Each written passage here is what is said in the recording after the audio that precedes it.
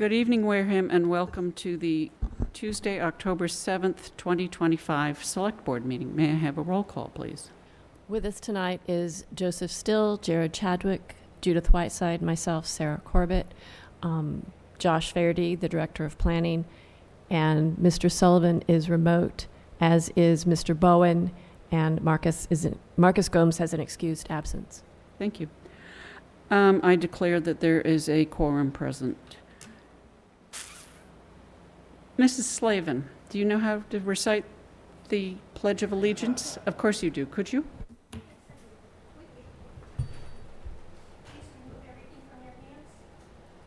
Allegiance to the flag, the United States of America, and to the republic for which it stands, one nation, under God, indivisible, with liberty and justice for all. Thank you. Resident comments. Is there anyone here who would like to address this board on something that is not on the agenda? Mr. Day?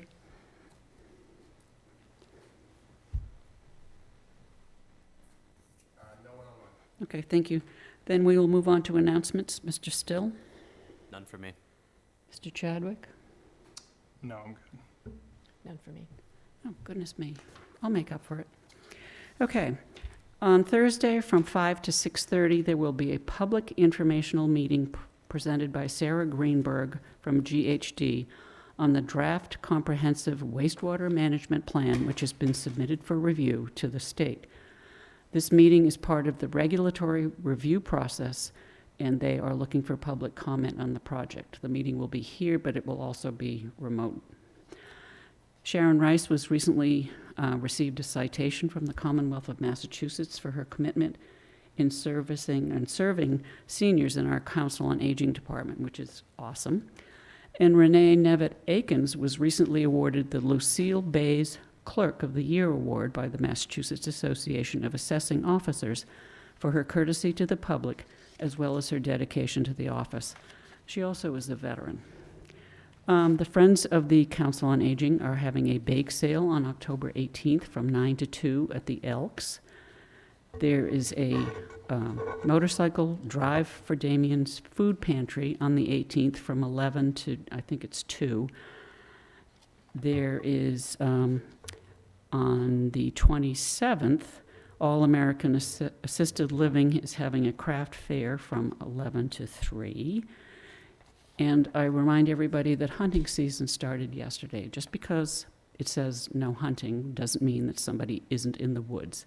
If you were walking in the woods, enjoying the trails that we have here in Wareham, the forest, please be wearing International Orange. And also, I've been told that the group running the Veterans Day Parade is looking for volunteers. We have a website, and please sign up to volunteer. I'm going to add to your hunting thing, just so people are aware, because I've already seen Facebook comments on it. If you go out and harass a hunter, it is against the law, and you can be arrested for it. Yes, that's true. Okay. Appointments, reappointments, and interviews. Is Nicole Misselli here? Could you step forward and introduce yourself, please? And are you Jennifer Pina? Why don't you step up too, and we'll do one at a time, but come on up. Nicole, if you would identify yourself for the record. Is your green light on? Yes. Okay, awesome. Nicole Maselli. I live here in Wareham, and I would really like to join the CEC. Why? Well, let's see. Born and raised here, and also raising 3 kids here. I'm in the event business myself, but in doing that, you help a lot of nonprofit groups here in town, whether it be the schools, I'm just trying to think over the past 20 years, I looked real quickly. We helped about 500 groups. That's a big number. Wow. And that was just like skimming through. That's a lot of, some are nonprofits, some are not, but that's a big number. And when you look at that and you say, okay, we have this group of people that really could use the resources. And there's just so many that could really just a little bit of help here and there, whether it be sports, whether it be clubs, whether it be our COA. Of course, it would have to be the Friends. There's just so many groups that could benefit from this. And I don't think they know about it. And I think we need to really pound the pavement and let people know this money is here. It's an application. It's not a hard process, but we can help you raise the funds you need to continue. So, my kids are older now, I have more time, and I just want to give back to our town. Nice. Any questions? Thank you for stepping forward. Thank you. Of course, Yeah, I would like to follow up. Thank you so much for having interest in a board. of course. Awesome. Motion? I move to appoint Nicole Maselli as a member to the Community Events Committee with a term to expire June 30, 2028. Second. Motion made and seconded to approve is read into the record. Is there any further discussion on that motion? Hearing none, I will go for a roll call vote. Mr. Chadwick? Yes. Mr. Still? Yes. Corbett? Yes. And myself, yes, it is so. Off. You need to complete a lot of paperwork, and the office will, once you've presented them with that, they will give you the information, the certificate to go down to the clerk's office to be sworn in. And Okay, thank you perfect. very much for Thank you. stepping forward. Thank you.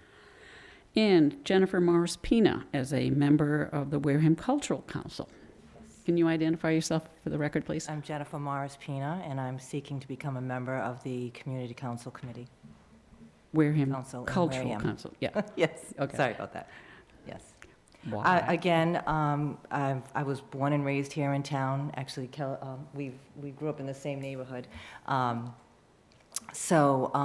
I grew up here in town, moved out for a little while, but I'm back here. I've been back for many years, raised my children here. I have been on many committees on the planning side of things, never really knowing how money is granted, but always asking for money. And when Deneen Rose invited me to be on the committee, I thought it would be a nice reason a nice way to join. I'm sorry. I'm a little bit nervous. You were very eloquent. But I thought it would be nice to join. And for the same reasons, I have more time on my hands. I would like to be part of the community that I live in and see how things are run and hopefully influence things in a positive way. Thank you. No, thank you. Thank you for Thank stepping you. forward. Thank you for stepping. You both have been to meetings, or either watched them on TV or been to the I meetings? have not really. Oh, okay. I've seen some, but not much. Okay. We recommend that people go to the meetings, but I know that that board, the Cultural Council, meets 3 or 4 or 5 times a year only with a very specific set of deadlines. So it would be hard for you to have maybe seen those because they're not recorded. Anyway, I move to appoint Jennifer Morris Pina as a member to the Wareham Cultural Council with a term to expire June 30, 2026. Second. motion made and seconded to approve is read into the record. Is there any further discussion on that motion? Hearing none, I will go for a roll call vote. Mr. Chadwick? Yes. Still? Yes. Ms. Corbett? Yes. And myself, yes, it is so. Same comment. There's ethics training, open meeting law training, okay. And the office will let you know what you need, and when you bring it to them, they will give you the certificate to go down to the clerk's office. You can't vote until you have been sworn in, but you can certainly go to the meetings. Thank you. Okay, great. Thank you. Thank you so And- much, ladies. What's my question? What's my next question? Do you want to join any other boards in town? Isn't the, Yeah, listen, I'll leave it up to you. but, the Conservation Commission is down several, right? We did just get a new associate Oh, member. okay. We positioned for a voting member. So there's another associate seat on conservation as well. 2 seats. 2 Two associates. okay. associates. Any other? Run while you can. Veterans Council. Yeah, Veterans Council. yeah. Veterans Council. Okay, great. Thank you very much, both of you. Nice to see you. Thank you. Take care. Mr. Sullivan, we have a confirmation vote here, but I'd like you to speak to the appointment of Tracy Donovan Lynch, please. Yeah, thank you. And I'm very proud of this. We have for tonight before you. I just want to make sure because there's something on the agenda. It is to confirm the hiring of Tracy Donovan Lynch as the treasurer collector of the town of Wareham. And just to give you some background, this Donovan Lynch's career started in treasurer collector's offices back in 1987. She probably doesn't want me to say that, but over 38 years, and since 2004. So for the last 21 years, she has served as Mr. Foster's right-hand person in the treasurer collector's office. We couldn't be happier that she stepped up and accepted it, and I think we're in really good hands. Tracy's amazing, and I'll tell you that's the way to do it. If you can have your in-house staff that really want to step up and do it, I can think of nothing better. So I'm very proud of her and look forward to working with her. Thank you. And again, it's for the treasurer collector Thank you. position. Under the charter, because as a department head, this board has the ability to confirm, deny, or let it lie on the table for the 15 days. But we chose to bring it forward for your action because I think it's important that the residents of the town know how proud we are of Tracy and this advancement for her.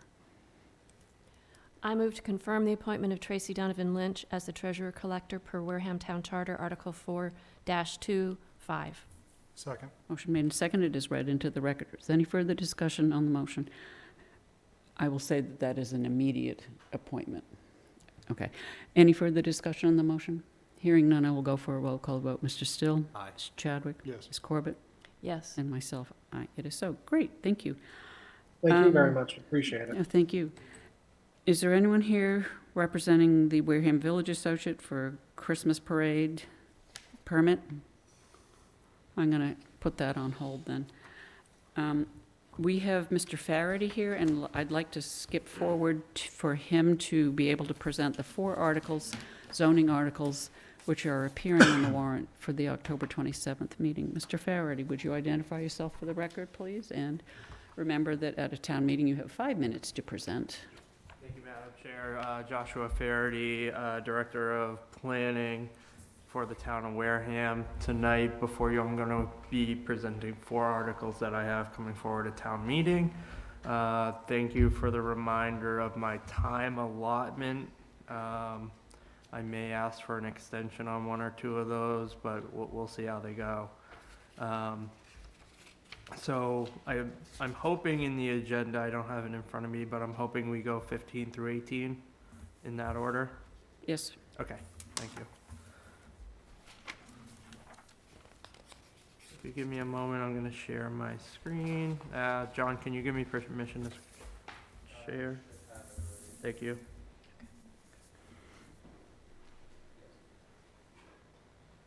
Thank you.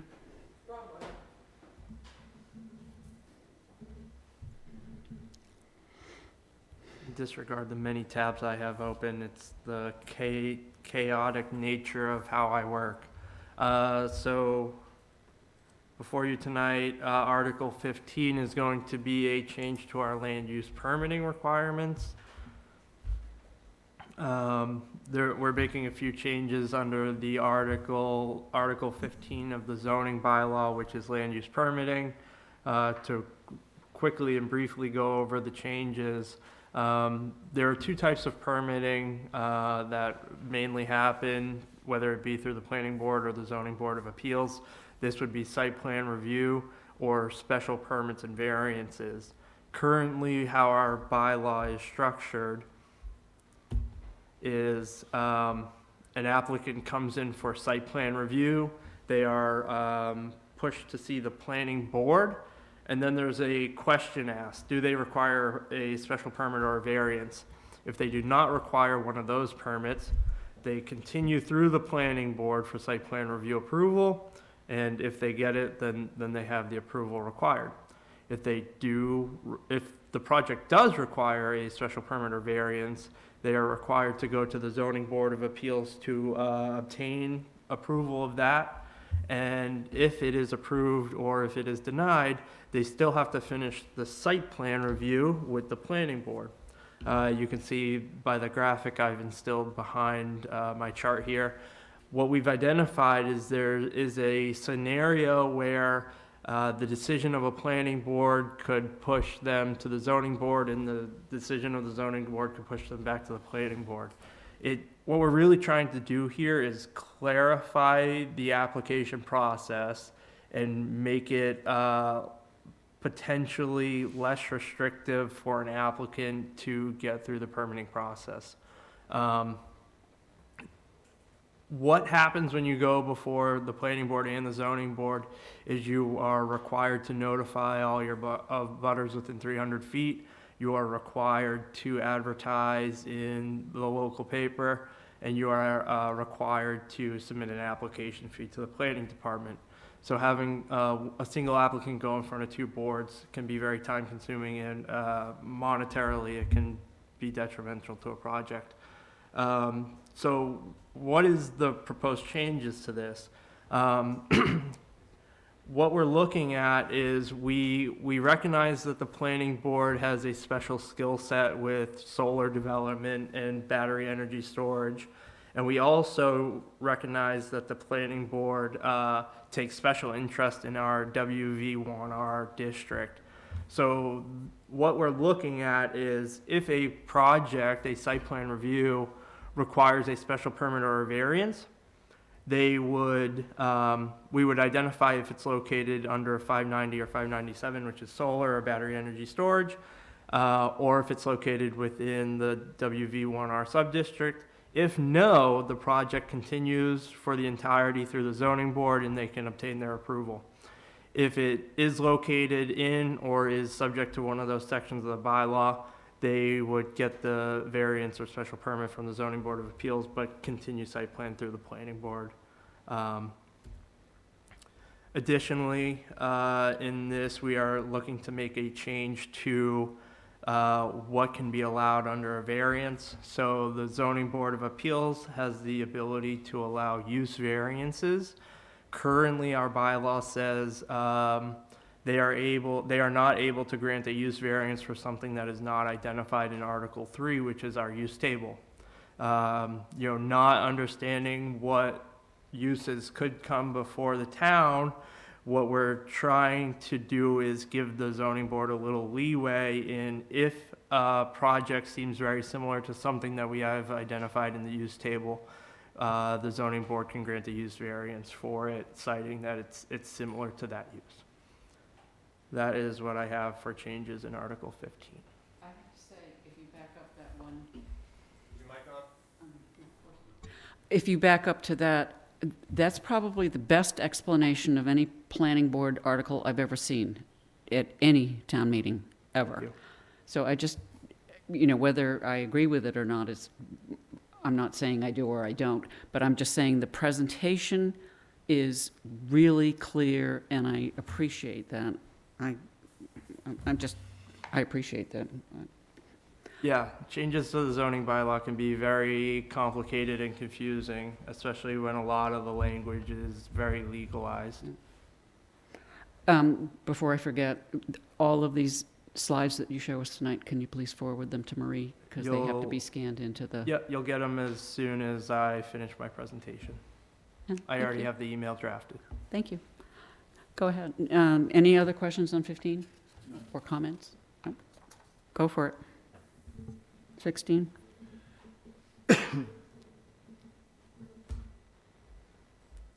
16, Article 16. Okay, this is Article 16 of the Fall Town Meeting warrant articles of the warrant, I guess. Okay, so Article 16 is looking at setback standardization. So within the development realm, we have what are called cluster developments. These are developments where we would look at the size of a property.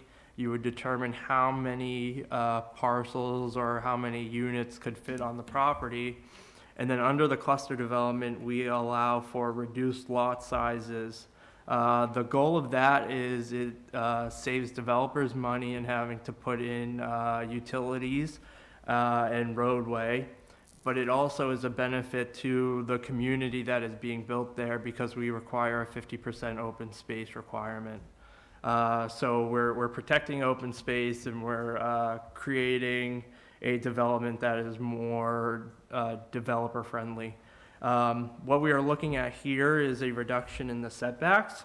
Currently, the bylaw says if you are building a cluster development, then the setbacks and the frontage is determined by the underlining zoning district of where you are developing.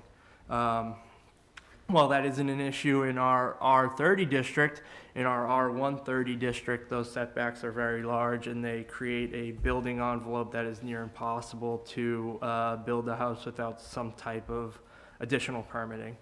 So what I'm presenting here before you tonight is moving from left, right, down left, and then down right.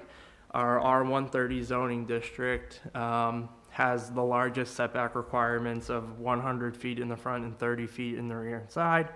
And then when you move over to the top right, this is our R60 zoning district, which requires 60,000 square feet of land area to construct a house. Front yard setback is 60 and the side and rear are 20. And what you see different from the R130 to the R60 is that white area that's defined. That is what is termed as the buildable area of a lot that you could construct something in without requiring a special permit from the Zoning Board of Appeals. Now, as we move down to our R43 district, same idea, 43,000 square feet to build a house. But what you'll see is that buildable lot gets a little larger because the front setback is reduced to 40 and the side and rear remain at 20. And then finally, what you see is our R30 zoning district. That's our smallest zoning district at 30,000 square feet. And that's what we're proposing to have all cluster subdivisions fall under, which would allow a house to be constructed without a special permit from the Zoning Board of Appeals. And I think that's all I got for that one. So this one was requested by the planning board, so the planning board is endorsing this. Am I? No, they haven't yet because they haven't seen they it. haven't It's going seen in it, front of them yeah. on October 20th. Okay. I've had discussions prior to the actual real presentation. They do seem like they're on board with it. Okay. And I should have asked the same question about 15. It's requested by the ZBA, but Yeah. it's an ongoing conversation between those two boards. Am I correct? So Article 15, I presented last night, that got continued to the October 20th meeting. There was just a little bit of debate on whether we had already tried to do this and what happened previously. I don't foresee it being an issue, but it's just been continued to the October 20th meeting by the planning board. Okay, thank you. Excellent. Any questions on this one? Again, if all planning articles were presented in this format, I think not everybody would have their eyes roll back in their head, which is what I do. Thank you, Mr. Farrell. I got two more, and you might not feel that way on the next one, so. Yeah, okay. So Sorry. I was nice to begin with, so now. Yeah. Okay, go ahead. Okay, so now I think this is going to be the somewhat controversial one. This is what I would consider a compliance-related article to the MBTA communities law. I will start off by saying that there are a lot of communities that are fighting this law particularly, and my opinion on that, and I'll explain a little later in my presentation, is because this law has the ability to create really dense housing in a lot of downtowns of communities.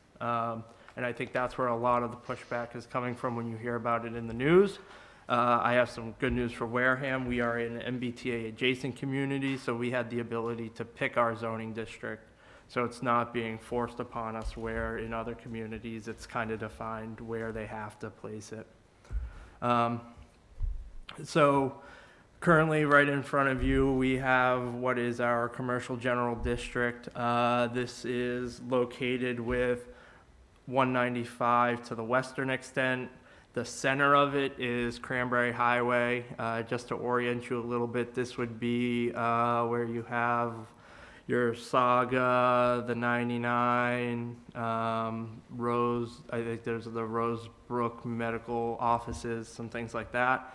As we come down 28, the district gets segmented a little bit. It mainly gets segmented here because of some unbuildable land because of the pond. And then it continues over Parker Mills Pond and down 28 further. This section here would be Charge Pond Road, where it extends northerly up to 495, and it kind of encompasses the entirety of these cranberry bogs. So we have identified the Commercial General District as our MBTA compliant district. So what we're looking at is the MBTA law requires the town of Wareham to waive a lot of its more strict zoning bylaws to make these developments as of right and not require a special permit or a variance like we had discussed in a previous article. So what you see here is a change to the use table, which is we allow multifamily within the commercial general district with the yes or a Y, and then it's not allowed anywhere else in the bylaw. That's important because the waivers that we are proposing are only for multifamily housing projects and not any other type of development within the commercial general district. So I'm going to run through a quick list of the waivers that we are going to be required to accept to make this law be in compliance. The first one is for any development in the commercial general district that would allow for, we would call it a mixed-use development. Our mixed-use developments have commercial retail space on the bottom, and then they would allow for residents above. We have I'll say a zone, we allow for a density of almost 39 units per acre. The state law requires that we allow for 15 units per acre. So we're already well above the density requirement that a lot of towns are seeing as an issue for the MBTA communities law. I'd like to point out that Wareham already exceeds that, because this is honestly, the commercial general district is where we expect to see a lot of these type of projects be built. With the massive corridor and its ability to get to 195 and 495 very quickly, it seems like an appropriate place for these type of developments. Just a few waivers that we have to allow. One would be the 5-acre minimum. We would have to reduce that down to something more reasonable, let's say an acre. Currently we require one principal residential building per lot. We'd have to allow multiple residents per lot. We have a building footprint limitation under our 623 section, excuse me. We cannot require that. There's landscaping impervious surfaces. We require it at 30%. That would have to be waived. Minimum unit sizes. So we've identified, floor livable area in these units. Those would have to be waived. Currently, we have a utility provision that says if you are going to build a residence like this, that you have some type of water system for sprinkling of the building. Our requirement is that you are required to tie into the town water services. We can't require it be tied into the town water service. We can require that it still be sprinkled because that's either under the fire code or the building code. But they now have the option to have some type of cistern, some type of buried tank, or some type of rooftop tank to supply the water for that. We can't require that they tie into our system. So there's a coastal wetland setback that we've identified at 200 feet. This actually has very little effect on the majority of the zoning district. And even where we are waiving this, it falls within a 200-foot riverfront. So we're practically giving up very little protection in this area, but we would have to waive our Wareham Wetland Protective bylaw We would have to, all the permits would be allowed under the Wetlands Protection Act. A good way to think about that is it's similar to a 40B development. So again, in our current bylaw, we require an outdoor recreation area per units being built. We can't require that. I think we're still going to strongly suggest it. Site alteration special permit, if someone was going to come in and they're clearing or grading an area of 50,000 square feet, we required a special permit for that. We can no longer do that. And then a parking special permit for, in Article 9, which is our parking ratios, they have a standard that we exceed, so we'd have to waive that. And then, so on this, I also wanted to add, just so that it's clear, the waivers that are being allowed for this are specifically to multifamily housing. They do not waive the building code. They do not waive the Wetlands Protection Act. They do not waive state or local stormwater requirements or any other state or federal health, safety, or environmental regulations. You didn't mention the magic word, sewage. So that would fall under like a health regulation. So they are still required to meet Title V. You're saying that's covered in one of these things? I mean, yes. Additional waivers. I would say simply yes. Okay. They're never going to get a building permit if they don't have the ability to Okay. tie into All right, the thank you. service. Yeah, okay. Great, service. thank you. Any other questions? No? I would like to finish this one off by saying, I think, and I made this point very clear for the Finance Committee, the state has given us until June of 2026 to come into compliance. Right now, we're in interim compliance. The threat of not being in compliance is the inability to get a lot of grants that are funded by the state. In the last 5 years, I think we've benefited in the range of $2 million from these grants. And I think in the foreseeable, maybe 2 to 3 years, we could be jeopardizing ourselves from another $2 to $3 million. These grants have been utilized by the town. We've done road work and road repair with these grants. We've done housing grants. We've done zoning implementation grants. We've done studies with these grants. And, not being able to receive these grants, it's going to put a burden on the town that we're going to have to find the funding from somewhere else. And how you discussed this last night, and how was the reception last night? So I presented this to the planning board and they were in favor. Okay, thank you. Madam Chair, if you don't mind, the one thing I'd say is, if you remember a little while back, one of our neighbors, Middleborough, ended up in litigation with the state over this. They obviously settled out, and just so you know, last night at Middleborough's town meeting, they accepted being the requirements for being an MBTA community and the proper zoning. So, Thanks. yeah, just some information. Great, thank you. Okay. How was my time on that one? Anyone? That was anyone good. take it? Yeah? No, I didn't Okay. time it. But you, in terms of how long you've been talking, you're right on target. Okay. So, Article 18, contractor bays. I'll make this one super fast. Contractor bays are a use that we see coming into the town more often now than ever before. Contractor bays are where we see contractors such as plumbing, electrical, HVAC, landscapers, carpentry professionals. This is an area where they store materials, their tools, and maybe a vehicle. Sometimes they do office work out of these type of bays. And we're just looking for a place and some regulations to house those type of activities in. So what we've identified are a few limitations for contractor bays. We put a limitation on storage outside, that it needs to be screened with fencing and plants. That's more of an aesthetic thing. We have hours of operation, we have noise and lighting, stormwater management. A lot of these are covered under what would be site plan review anyway, but we've just kind of reiterated them under this specific use.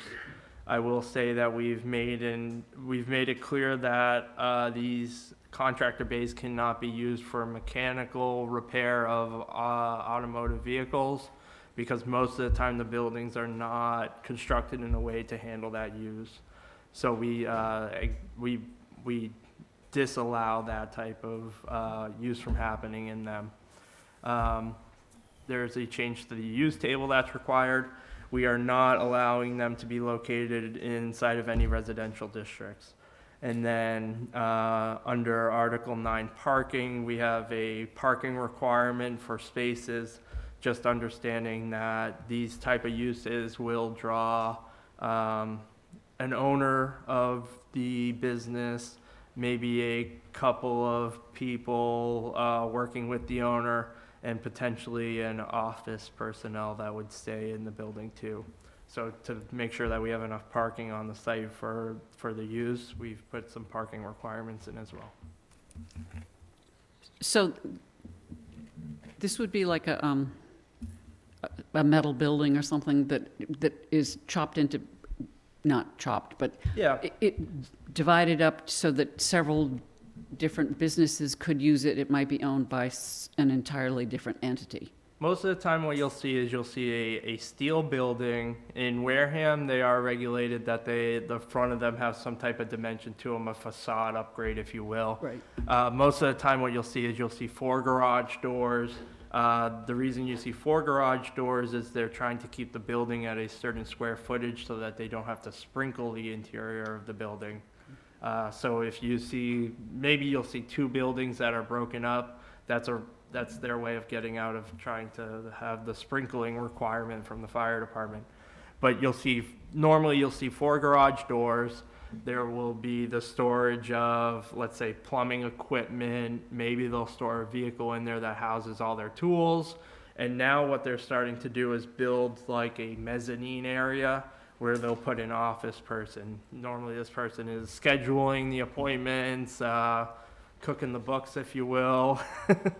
Did you just say cooking the books? Yeah, why not?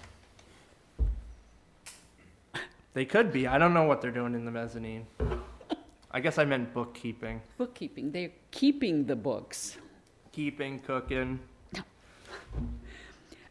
Question, other than making fun of you. This you presented last night, and what was the... Approval from the Okay. planning board. Okay. And this is sort of off the wall, but have the fire departments weighed in on any of these zoning articles? No. Okay. I will mention that the fire department has a shot at reviewing all of these type of uses under our site plan review. So when a project comes before the town, we send it to the fire department and they review the projects as well. So they're not kept in the dark about these type of projects. Okay, thanks. Any other question? No? Nice job, Mr. Faraday. Thank you. I think that you can go away. I appreciate that. Don't forget to send the documents to us. Thanks very much. I appreciate it. I particularly appreciate it because zoning articles are difficult for me to get excited about. They're very difficult. The visuals that you presented, I think, are very, very helpful. Thank you. Okay.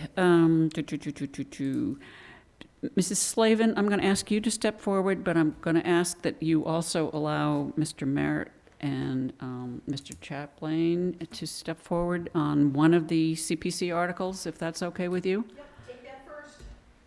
Take them first. I'm going to ask you each to identify yourselves for the record. When you are sitting down and the green light is on. Matt Merrick. So this is article about the lights at Spillane Field.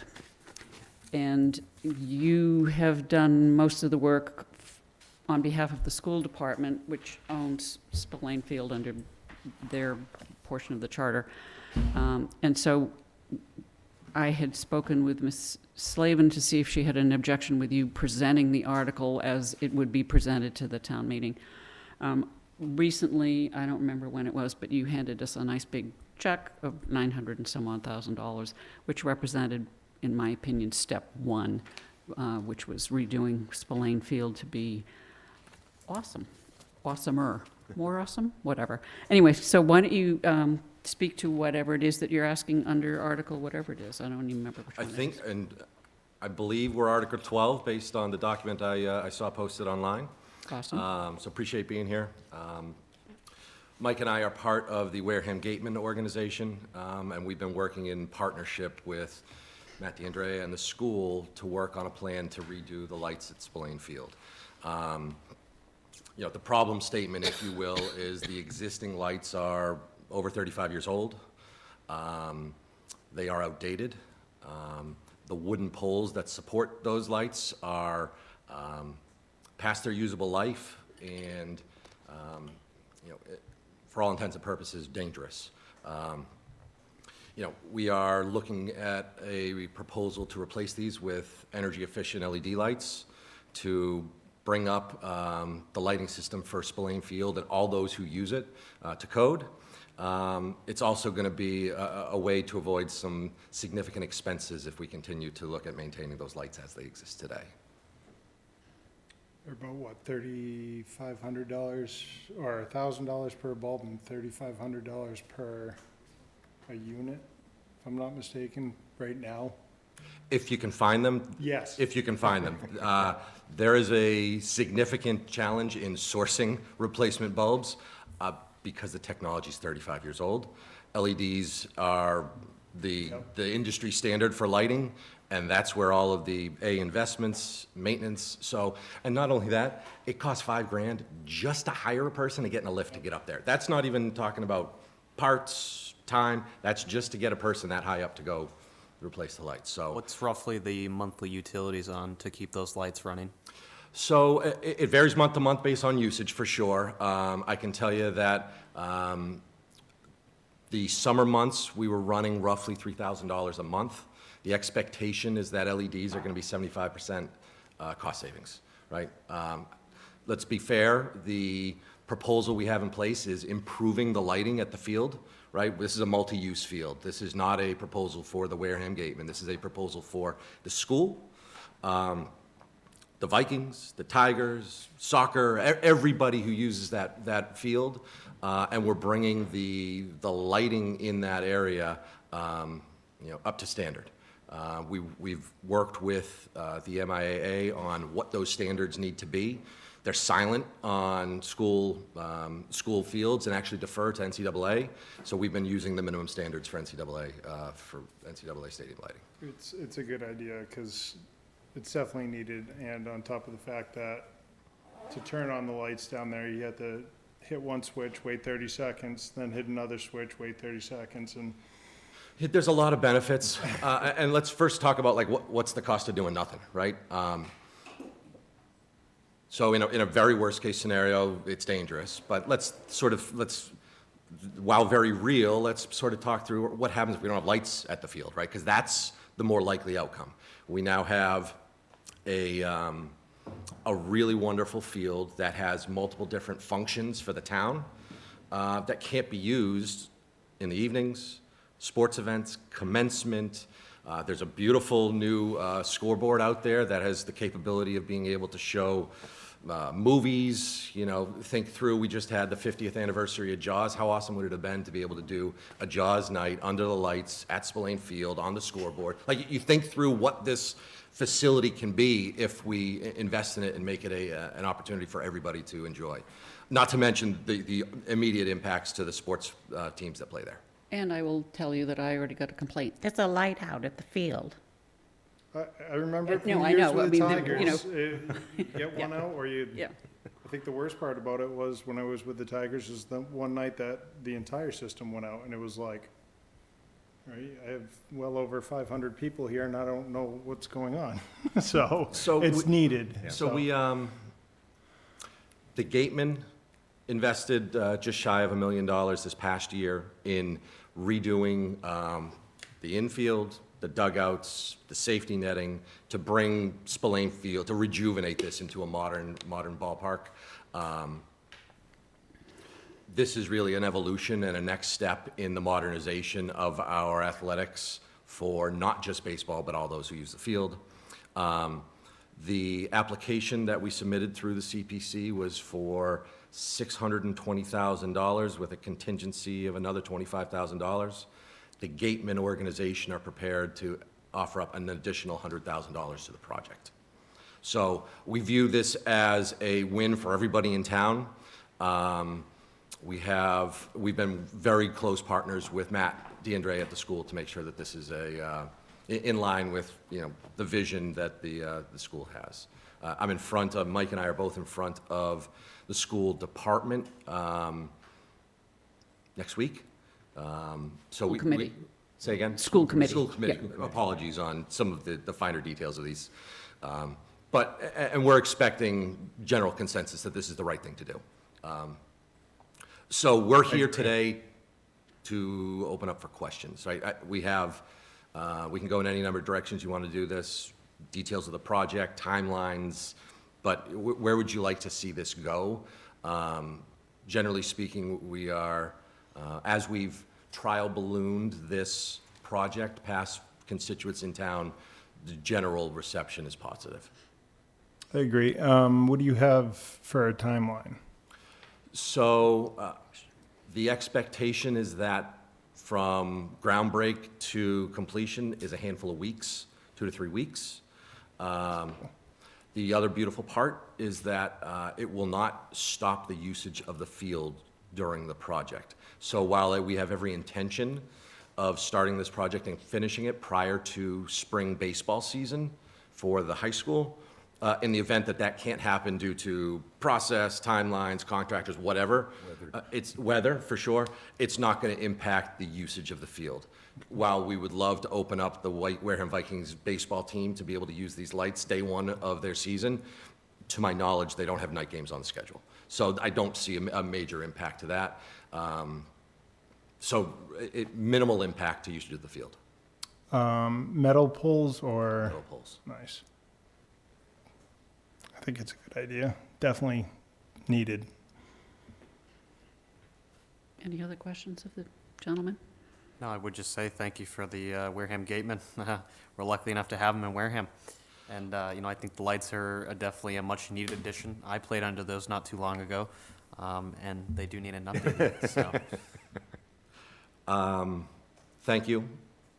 What should we be prepared as we go into town meeting? Like coaching advice, do we? Constituents are going to be pretty worried about this price, I would have to say. Okay.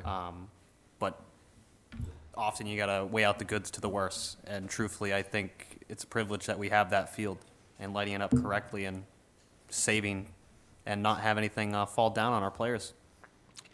I Players, disagree fans, with it's- you because the CPC funds are already Right. collected monies. That does have no impact on the tax rate at all. So I think that issue is a non-issue. We have the funds, I can prove it, that Right. we have it covered. And we're Right. not hurting any other project by Right. using these funds. So I think, Would you be I would presenting disagree with this you. at town Yeah. meeting? I would be honored to, but I'll Do you take, live in town? I do. He does. Thank you, I just have to make sure. Well, and furthermore, we already got his wife involved in something else too, so. We don't let people, She's a good salesperson. I need to hire her. Tell you I'm on 7 boards, committees, and commissions. Will you, Do I still have an arm? any other questions? I would say that your presentation was good. okay? I don't got 5 see that, I don't see somebody asking about the impact on the tax rate, because there isn't one. I mean, that's just plain, there isn't one. So we might add that to your presentation. I have a litany of other notes to go through, but I Yeah. in a certain respect, less is more, as long as we get the main points down, but I'll make sure to highlight that one. I think that's a good one Big to fan. add. For some weird reason, people don't realize that. Yeah. At town meeting, they think it's coming straight from Okay. their pocket.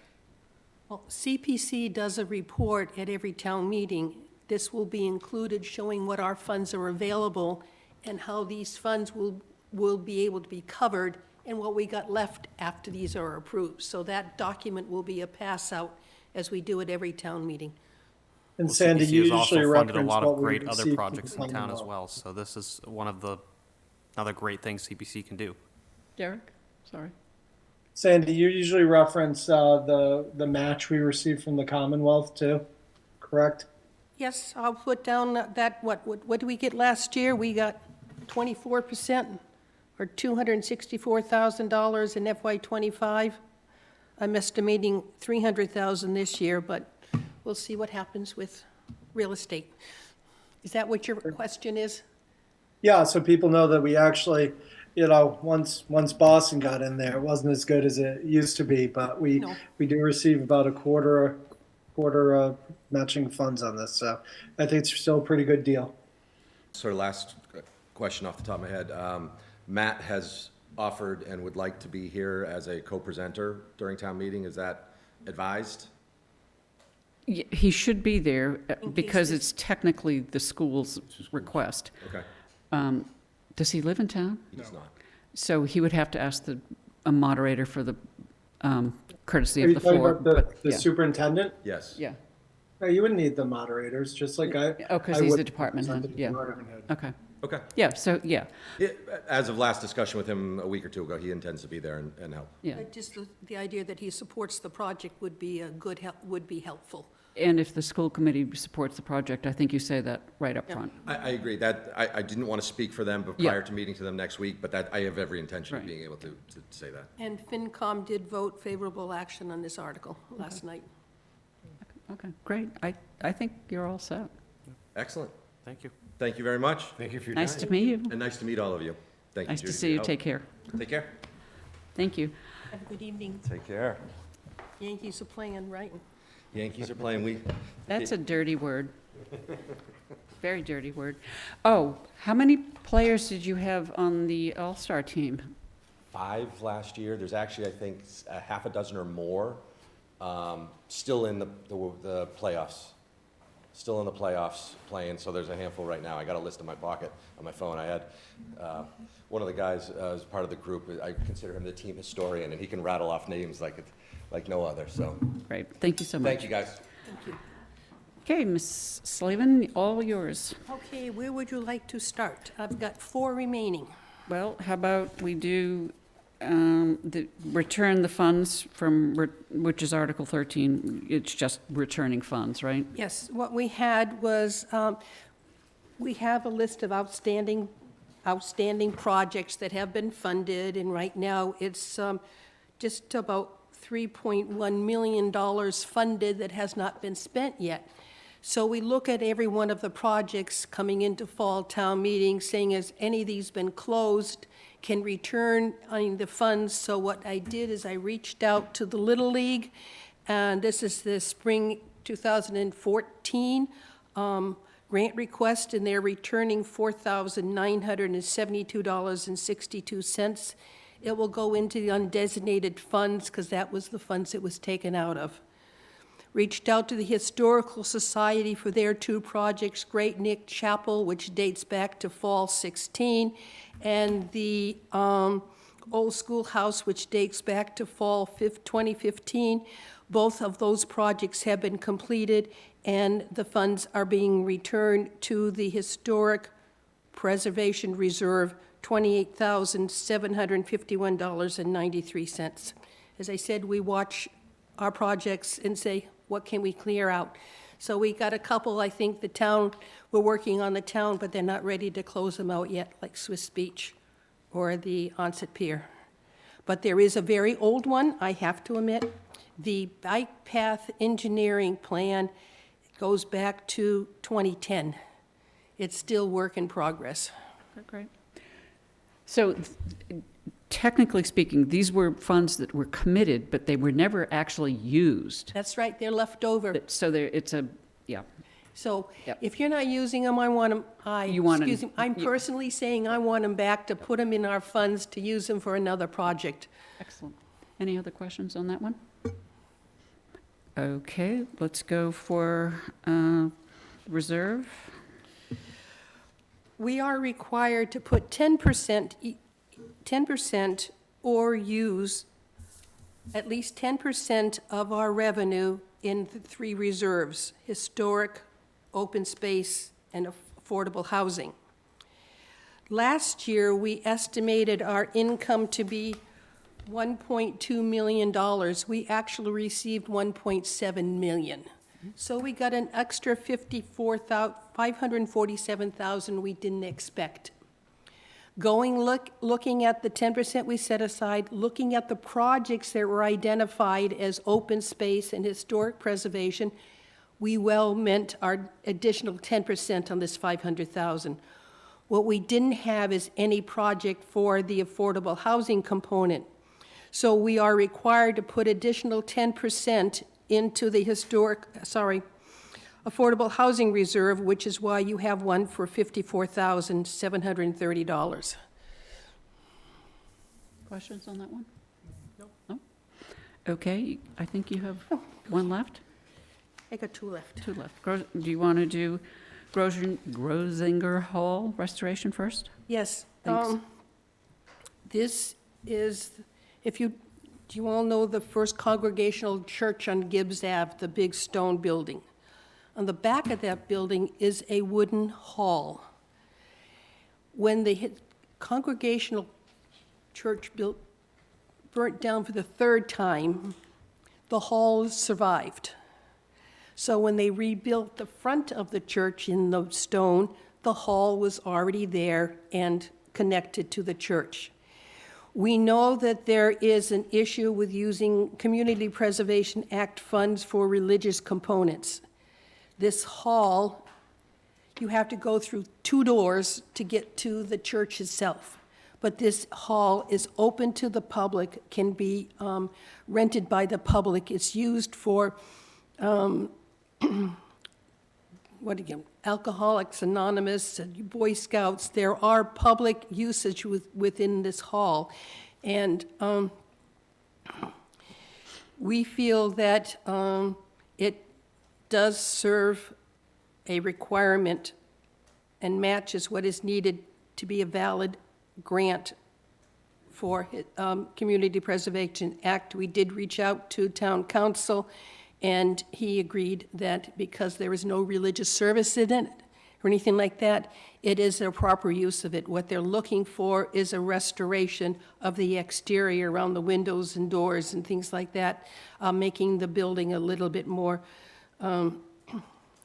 restoration, preservation. And they're looking for $19,000 out of almost a $25,000 project. So they are committing their own money to the project, and they're just looking for historic preservation. We will require a historic preservation restriction on the property. On the whole property or just the specific portion of it? No, just the hall. Yeah. I will not touch, we're not doing anything to Right. church, so it's just the hall. Okay. Question? No, I've had some couple birthday parties in there, so. See, open to the public, rent it if you like. Okay, Boy Scouts. awesome.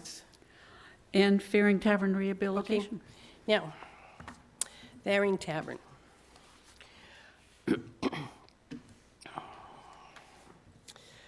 This is looking for the preservation, restoration of the exterior of the Waring Tavern.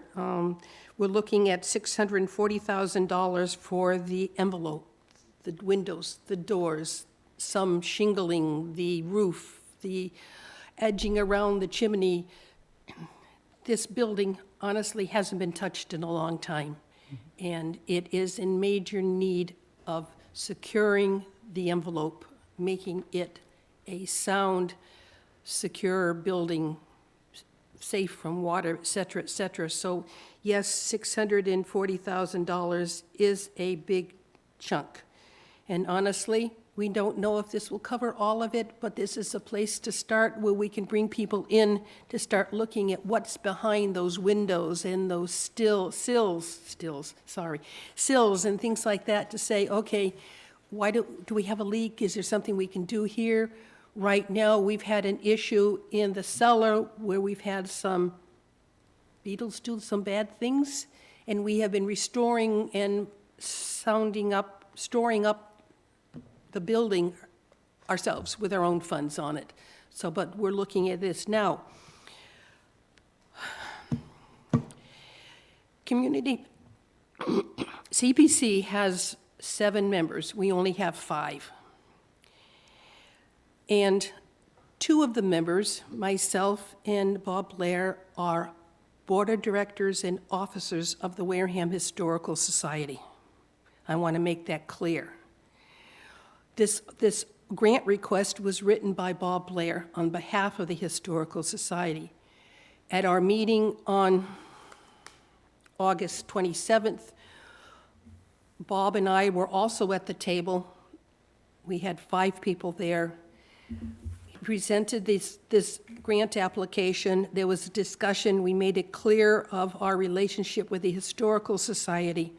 And if we were to excuse ourselves, there wouldn't have been a quorum to cover the business. So it's hard.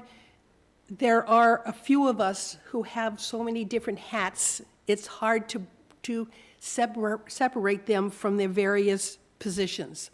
Like Bob is the representative from the Historic Commission onto CPC, and I'm the representative from Conservation on CPC. As we are officers and directors of Historical Society. And we made that known, so I'm going to read you from the minutes of August 27th. Can I just ask one quick question? Yes. You have both disclosed in the town clerk's office those, yes or no? Yes. Thank you. Mine was dated September 2nd, which was after this meeting of August 27th, but once we realized the issue we had, both Bob and I have done a disclosure. Yep, thank you. Keep in mind that we have no control of the funds. The funds are approved at town meeting. All we are is looking at a project to see if it qualified as a valid project using Community Preservation Act funds requirements. Reading from the minutes of August 27th. Voting would be restricted since 2 CPC members are also members of the Wareham Historical Society. Dennis Perino moved to move the article for a total of $640,000. Sherby Worthen seconded. The vote was 3-0-2. Both Bob and I abstained from this vote.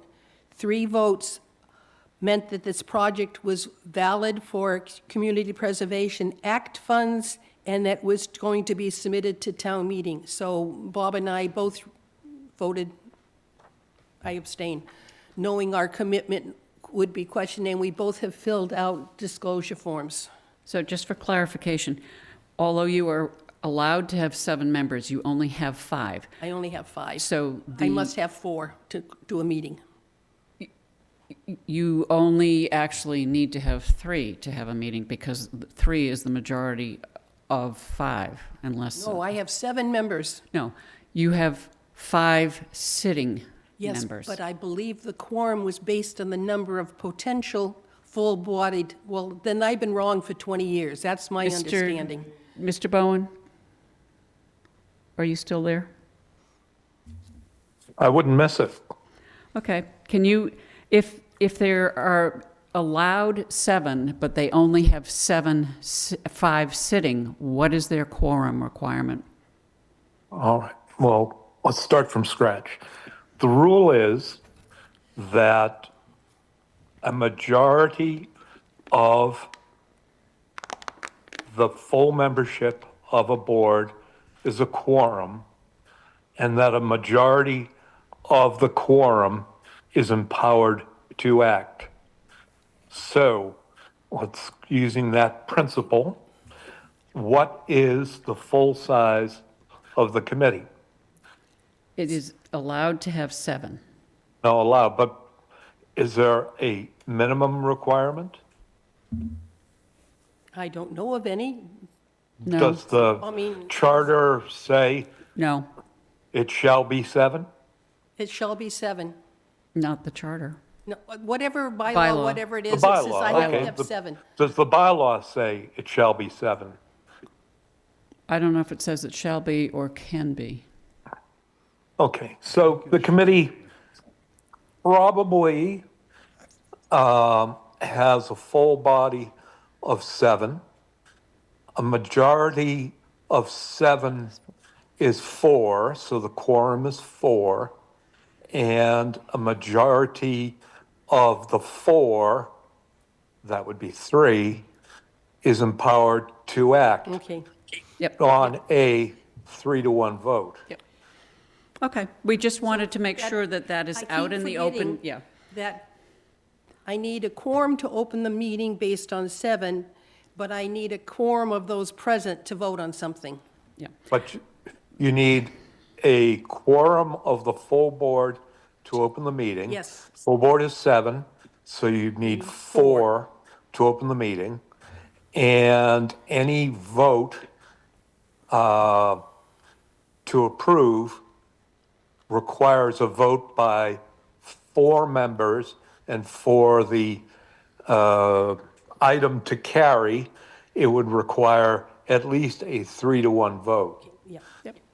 Since a 2-to-2, a tie is in essence a no vote, a and no vote. 1-to-3 or 0-to-4 is obviously no. Thank you so much, Mr. Bowen. So, thank you. So Oh, you're welcome. it was hard to separate, with so few people doing so much, it was hard to separate it. Yes, we recognized it, which is why we both abstained from the vote to submit the article to town meeting, that it met the criteria of being a valid project. Now, later on, I wrote the articles, all 5 of them, and the articles were taken to CPC, and they were approved 401, because Bob hadn't finished his conflict of interest, disclosure of appearance of conflict or interest yet. So there's 401 in order to approve the articles that you have in front of you. Okay, great. Any other questions of Ms. Slavin? Goodbye, Ms. Slavin. Thank you so Now, much. The You're done. FinCom did not take action on the fairing.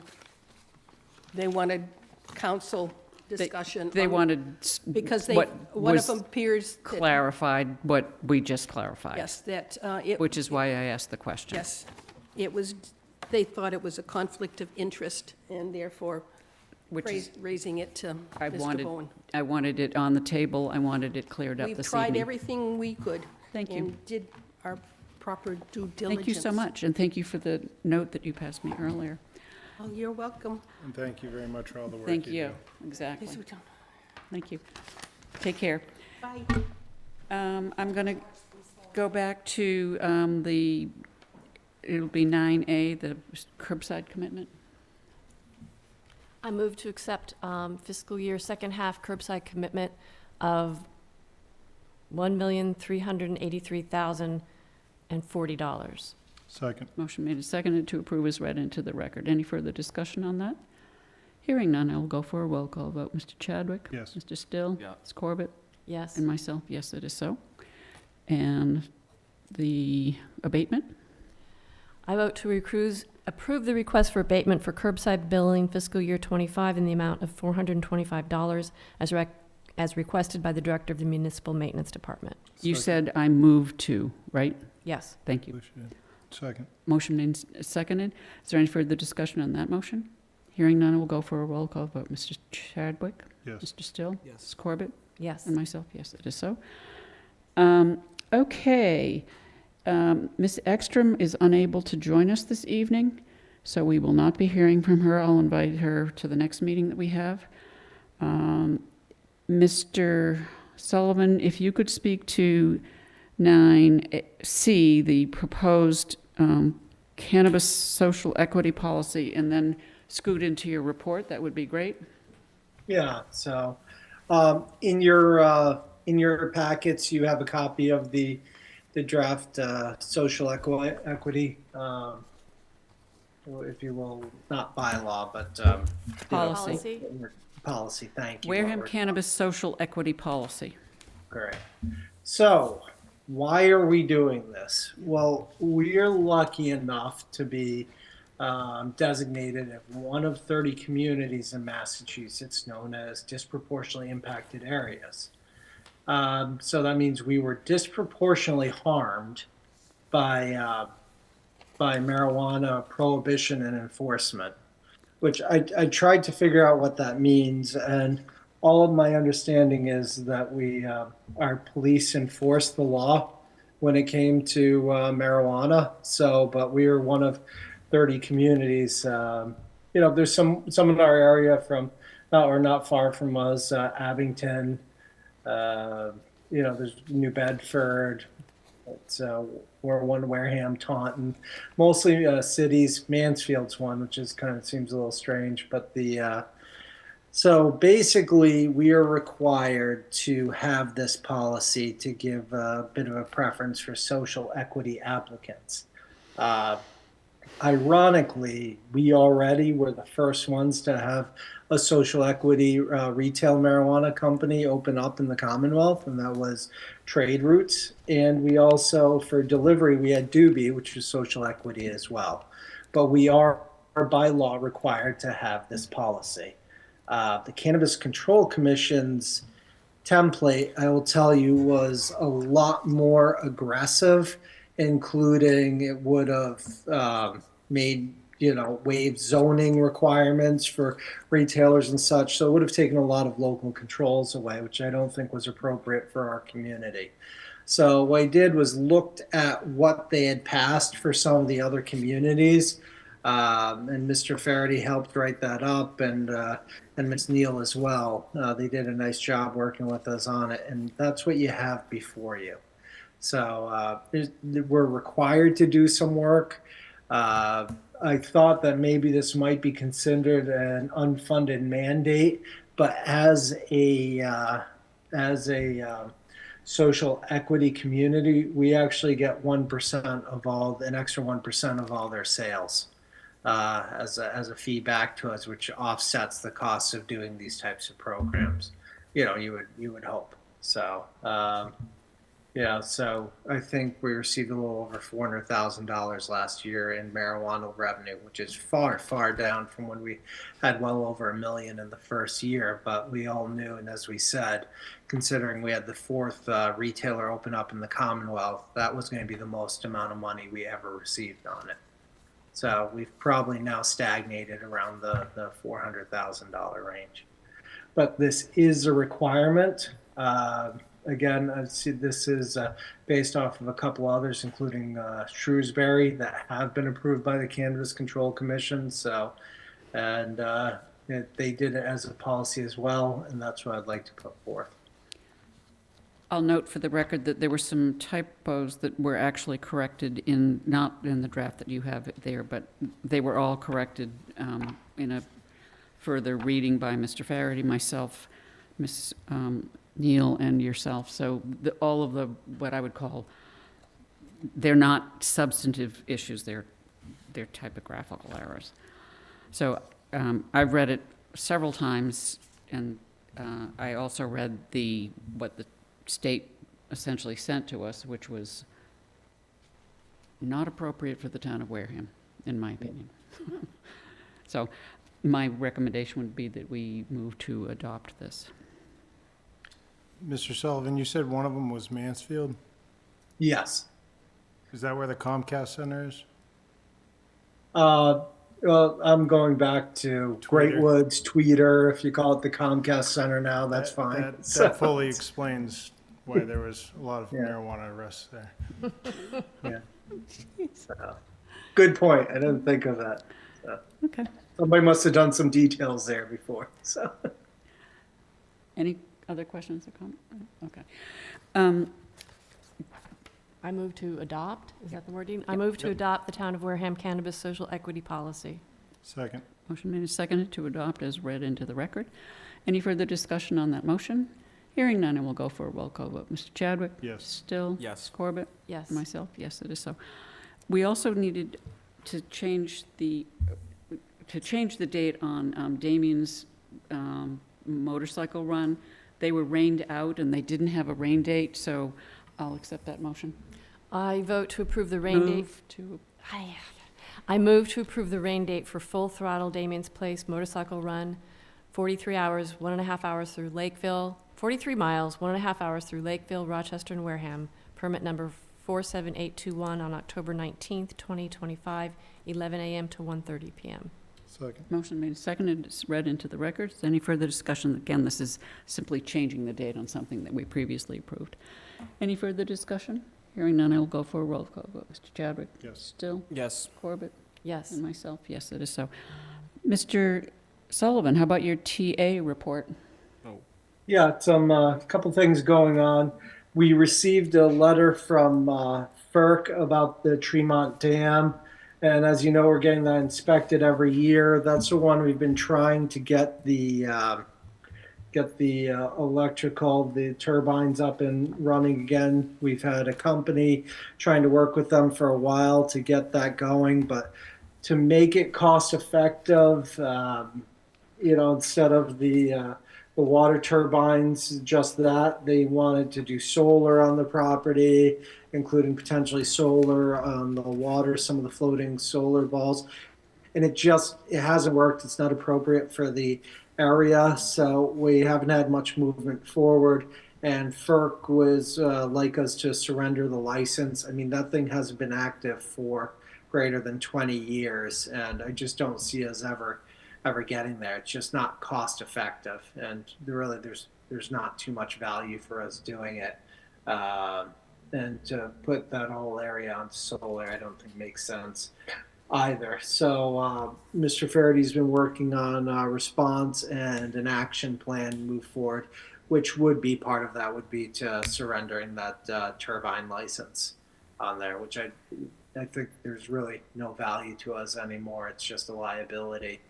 And then we need to start moving on the process of removing that dam as well. I know some of the cranberry growers utilize some of the water further down, but we've not received any financial help from them to fix the dam. So I think this is the path where we'd be going on. That license was actually obtained by Mr. Robert Packard when he was a grant writer for this town, way back. And it was an exciting thing to have happen at the time because it was a FERC license. It is a FERC license, and it was something that the town thought it could make use of. And unfortunately, over a period of time, that's just proven not to be the case. But yeah, we had to take the Wayback Machine to find anybody that knew information about it and such. But there's potential fines on this. You just called me old. I was going to say something. No, okay. Knowledgeable, I believe, was the term. That's okay. Do you need an action from us to? I mean, we'll put it on an agenda in the future if we needed to vote and say, yeah, go if we ahead need and give to. it up. I think we've got the ability to move forward on that, but if we do need official action from from this body, we'll request it. But I wanted to let you know what was going on. Great. Anything else? So, and then we received the Department of Revenue Division of Local Services financial review. The last one we had, there was 42 recommendations on that, and they're down to 12 recommendations. And some of those are things like, tri-board meetings, which would be yourselves, the finance committee, school committee meeting, having those, a couple more times during the year, potentially merging the finance departments with the school. There's things like that. So I'm going to send you all copies of it and send it to the finance committee. There's some reconciliation things, but I know that those are things that are happening, been cleared up, but they still want to make them as recommendations. So, it's interesting, and we appreciate the work from the Commonwealth and the Swordway and our team to put together, putting all this information. Thank you. A little bit of good news, the remembrance trees, we will be moving forward with those in Bessie Park and obviously along the Onset Pier again. Onset ones are done through the OBA. And then just to let everybody know that November 3rd is when we'll start taking reservations. If you send it ahead of time, it's not going to count. So it's November 3rd. We'll send out ahead of time. And why it's not November 1st? Well, November 3rd is Monday. So the 1st, we would not be around to take the reservations. Thank you. But it's very popular, and appreciate all the help. And we're actually starting to work potentially with the Village Association on something else that might be going along with that. So stay tuned. When we've got update, we'll let you know. Thank you. Anything else? No, that's Okay. it. We need to go back on 8A, the Wareham Village Associate, and we also, the letter 9G, a support letter, either one. We're going to do 8A. Yes, please. I move to approve the application from Wareham Village Association for a Christmas parade held at Wareham Center Roads, permit number 47950 on December 6, 2025, 2 p.m. to 3 p.m. Second. Motion made and seconded to approve is read into the record. This is an annual affair which is really well attended by a lot of kids.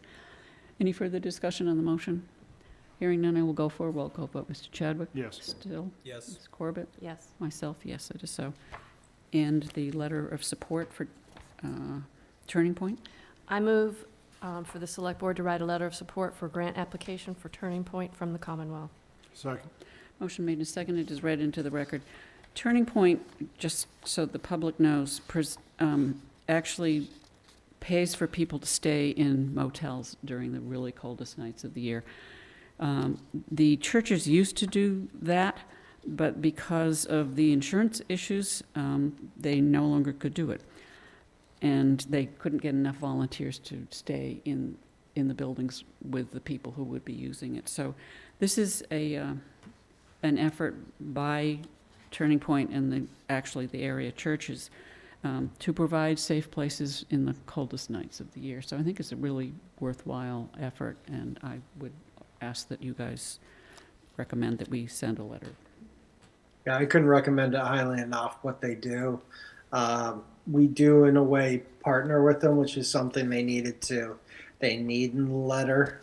We'll be sending one from my office as well, but they do a great job, always give us the information on it. And, a lot nonprofits exist to step in where there's holes in what the government can do, and they do a great job of it. So anything we can do to assist them, I think, is great. I did that. You did that? Yes. Oh, we were discussing. Oh, and further And we discussion? got a second. Okay, and I second. I will go for a roll call vote then. Mr. Chadwick? Yes. Mr. Still? Yes. Ms. Corbett? Yes. And myself, yes, it is so. Liaison initiative reports, board's comments. Mr. Chadwick? I just want to thank the police, fire, EMS for the job that the town recently had an issue with. Scary situation, but thanks to them for handling everything. Thank you. Mr. Still? Yes, I congratulate everyone for having a very good weekend cleaning up trash in the streets of Wareham. Done Trash Wareham had just about 150 volunteers come out. It was pretty good. We had everyone come grab baggers and got in the mix-up between the protests this afternoon. And it was a very eventful weekend for our public health and safety. So everyone was out there doing something over the weekend. And I would have to say it looks very nice and clean out there. So let's try to keep it that way. Thank you. Oh, I have nothing else. Some minutes? I move to approve, Select Board meeting minutes of September 16th, 2025. Second. Motion made and seconded to approve is read into the record. Any further discussion on that motion? Hearing none, I will go for a roll call vote. Mr. Chadwick? Yes. Mr. Still? Ms. Corbett? Yes. Myself? Yes, it is so. And I move to approve the Select Board meeting minutes of September 23rd, 2025. Second. motion made and seconded to approve is read into the record. Is there any further discussion on that motion? Hearing none, I will go for a roll call vote. Ms. Corbett? Aye. Mr. Still? Yes. Mr. Chadwick? Messing me up here, yes. Yeah. And myself, Is yes. this what it's like? It's, all right, touche. It is so, yeah, because you were making fun of me. And your Motion to adjourn. I should've not just said debatable. Second. Motion made and seconded to adjourn at 24, it is not debatable. I will go for a roll call vote. Mr. Still, Mr. Chadwick, Yes. Ms. Corbett, and myself. Yes. Yes, it is so. Our next meeting is tomorrow night in executive session, and then we are going full steam ahead to the town meeting. Good night, Wareham. Thank you.